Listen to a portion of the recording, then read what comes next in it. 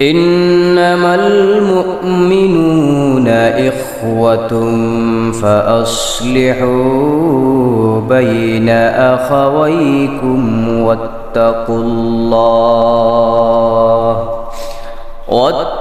الله لعلكم ترحمون আমার আল্লাহ তাআলা বলেন ইন্নামাল মুমিনুনা ইখওয়াহ নিশ্চয় মুমিনেরা পরস্পর ভাই ভাই ফাসলিহু বাইনা আখাওয়াইকুম যদি ভাই ভাইয়ের মধ্যে ঝগড়া লেগে যায় ফাসাদ সৃষ্টি হয়ে যায় তাহলে ইসলাহের মাধ্যমে দুই ভাইকে মিলাইয়া দাও তাদের ঝগড়াকে মিটাইয়া দাও আগুন লাগলে ফু না দিয়ে বরং পানি ঢালার ব্যবস্থা করো আল্লাহ তাআলা বলেন ওয়াত্তাকুল্লাহা লাআল্লাকুম তুরহামুন আর তোমরা আল্লাহ তাআলাকে ভয় করো এই সকল বিষয়ে আল্লাহ তাআলার তাকওয়া অবলম্বন করো তাহলে তোমরা আল্লাহ তাআলার অনুগ্রহপ্রাপ্ত বান্দাদের কাতারে শামিল হয়ে যাইবা সুবহানাল্লাহ এই জন্য একজন মুমিনের প্রতি অপর মুমিনের কর্তব্য সম্পর্কে হাদিস শরীফের মধ্যে এসেছে عن أبي هريرة رضي الله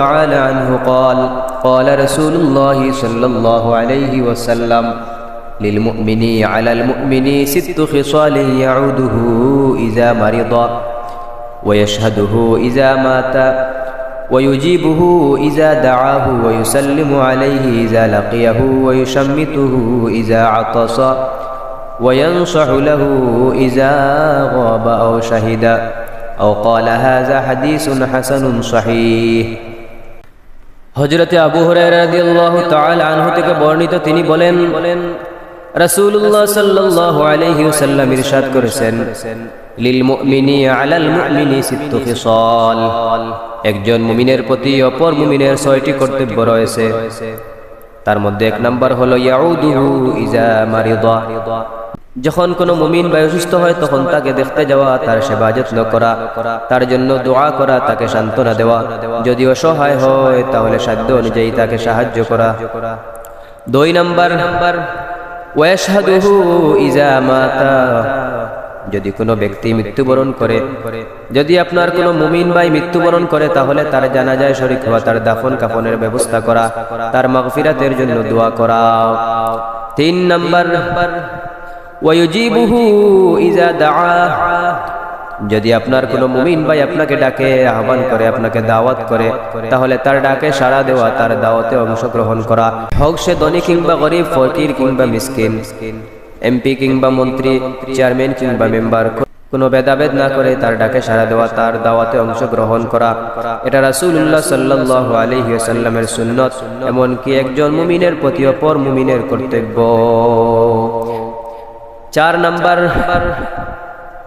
ওয়ায়ুসাল্লিমু আলাইহি ইজা লাকিয়া যখন আপনার কোনো মুমিন ভাইয়ের সাথে দেখা হবে তখন তাকে সালাম দেওয়া পারস্পরিক সালাম আদান প্রদান করা সালাম আদান প্রদানের মাধ্যমে পারস্পরিক ভালোবাসা সৃষ্টি হয় ঝগড়া বিবাদ দূর হয় অহংকার মুক্ত থাকে যে ব্যক্তি আগে সালাম দিবে তার অহংকার দূর হবে আগে সালাম দিলে অহংকার দূর হয় রাসূলুল্লাহ সাল্লাল্লাহু আলাইহি ওয়াসাল্লাম ছোট বড় কাউকে ভেদাভেদ করতেন না রাসূলুল্লাহ সাল্লাল্লাহু আলাইহি ওয়াসাল্লাম শিক্ষা দেওয়ার উদ্দেশ্যে ছোট বাচ্চাদেরকেও আগে সালাম দিতেন একজন সাহাবী রাসূলুল্লাহ সাল্লাল্লাহু আলাইহি ওয়াসাল্লামকে জিজ্ঞেস করলেন ইয়া রাসূলুল্লাহ ওয়া ইয়া হাবিবাল্লাহ ইসলামের মধ্যে সর্বোত্তম আমল কোনটি সর্বোত্তম কাজ কোনটি রাসূলুল্লাহ সাল্লাল্লাহু আলাইহি ওয়াসাল্লাম বলেন তুতিমুত তুআমা ওয়া তুকরিউস সালামা আলা মান আররাফতা ওয়া মান লাম তারিফ ক্ষুধার্ত ব্যক্তিকে খাবার খাওয়াও এবং পরিচিত অপরিচিত সবাইকে সালাম দাও সালাম দেওয়া রাসূলুল্লাহ সাল্লাল্লাহু আলাইহি ওয়াসাল্লামের একটি সুন্নাত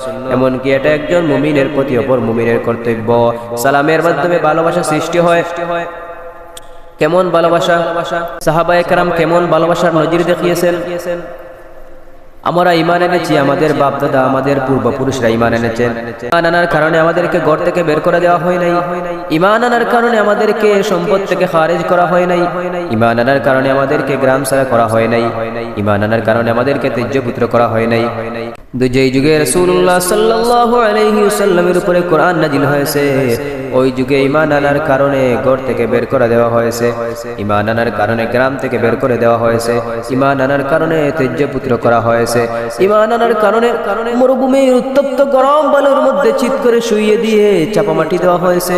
ঈমান আনার কারণে গরম কয়লার মধ্যে ফেলে দেওয়া হয়েছে। ঈমান আনার কারণে ডেস্কির মধ্যে তৈল গরম করে ওই তেলের মধ্যে ফেলে দেওয়া হয়েছে। এমন নির্যাতন করা হয়েছে ঈমান আনার কারণে। তখন দিন দিন নির্যাতনের মাত্রাটা বেড়েই চলছিল। যখন নির্যাতনের মাত্রাটা অধিক হারে বেড়ে গেল, তখন আল্লাহ তাআলার পক্ষ থেকে রাসূলুল্লাহ সাল্লাল্লাহু আলাইহি ওয়াসাল্লামের কাছে নির্দেশ আসলো, রাসূল সাল্লাল্লাহু আলাইহি ওয়াসাল্লাম যেন মক্কা থেকে মদিনায় আগমন করেন, মদিনায় হিজরত করেন। যখন রাসূলুল্লাহ সাল্লাল্লাহু আলাইহি ওয়াসাল্লাম সাহাবীদেরকে নিয়ে মক্কা থেকে মদিনায় হিজরত করলেন, মদিনার আনসার সাহাবীরা মক্কা থেকে যাওয়া সাহাবীদেরকে টাকা খাওয়ার ব্যবস্থা করে দিলেন, তাদের ঘরে জায়গা দিলেন, তাদের ফসল থেকে তাদেরকে ভাগ দিয়ে দিলেন। যাদের প্রচুর পরিমাণে জায়গা জমি আছে তাদেরকে জায়গা জমিনের ভাগ দিলেন, তাদেরকে ঘরও দিলেন, তাদেরকে টাকা খাওয়ার ব্যবস্থা দিলেন। শুধু তাই শেষ নয়, এমনকি যাদের একাধিক স্ত্রী ছিলেন, যাদের একজন করে স্ত্রীকে তালাক দিয়ে মক্কা থেকে আসা মুহাজির সাহাবীর সাথে বিবাহ বন্ধনে আবদ্ধ করে দিলেন। সুবহানাল্লাহ! কেমন ভালোবাসা ছিল সাহাবায়ে কেরামদের মধ্যে, আমাদের এমন ভালোবাসার দরকার আছে। রাসূলুল্লাহ সাল্লাল্লাহু আলাইহি ওয়াসাল্লাম বলেন, লা ইউমিনু আহাদুকুম হাত্তা ইউহিব্বা লিআখিহি মা ইউহিব্বা লিনাফসিহি। ততক্ষণ পর্যন্ত পূর্ণ মুমিন হতে পারবা না যতক্ষণ না তোমার ভাইয়ের জন্য তা পছন্দ করবা, তা ভালোবাসবা যা তুমি তোমার নিজের জন্য ভালোবাসো। তাহলে একজন মুমিন অপর মুমিনকে ভালোবাসতে হবে, এটা একজন মুমিনের প্রতি অপর মুমিনের কর্তব্য।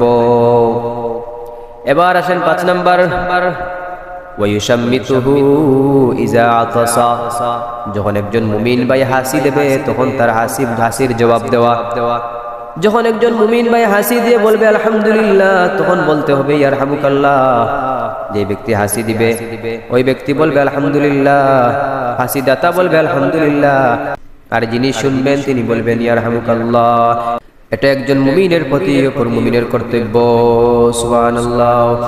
এবার আসেন 6 নাম্বার, ওয়ায়ানসাহু লাহু ইযা গাবা আও শাহিদা। মুমিন ভাই উপস্থিত এবং অনুপস্থিত সর্বাবস্থায় তার মঙ্গল কামনা করা। এখানে 2টি বিষয়, উপস্থিত অবস্থায় তার মঙ্গল কামনা করতে হবে এবং অনুপস্থিত অবস্থায় তার মঙ্গল কামনা করতে হবে। একজন মুমিন ভাই যখন উপস্থিত তখন তাকে কোনো ধরনের জুলুম করা যাবে না, তার প্রতি কোনো ধরনের নির্যাতন করা যাবে না।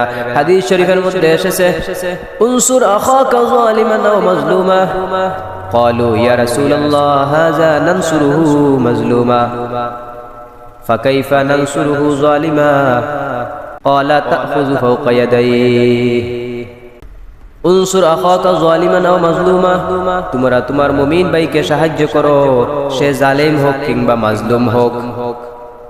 হযরত আনাস রাদিয়াল্লাহু তাআলা আনহু জিজ্ঞেস করলেন, ইয়া রাসূলুল্লাহ হাযা নানসুরুহু মাজলুমা।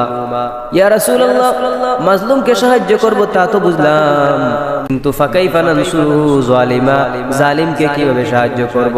রাসূলুল্লাহ সাল্লাল্লাহু আলাইহি ওয়াসাল্লাম বলেন, ক্বালা তাখুযু ফাওকা ইয়াদাইহি, তুমি জালিমকে এইভাবে সাহায্য করবে, জালিম যখন জুলুম করতে যাবে তখন তার হাতে ধরে ফেলবে, তার হাত ধরে তাকে জুলুম থেকে বিরত রাখবে। জালিমকে জুলুম থেকে বিরত রাখার নামই হলো জালিমকে সাহায্য করা।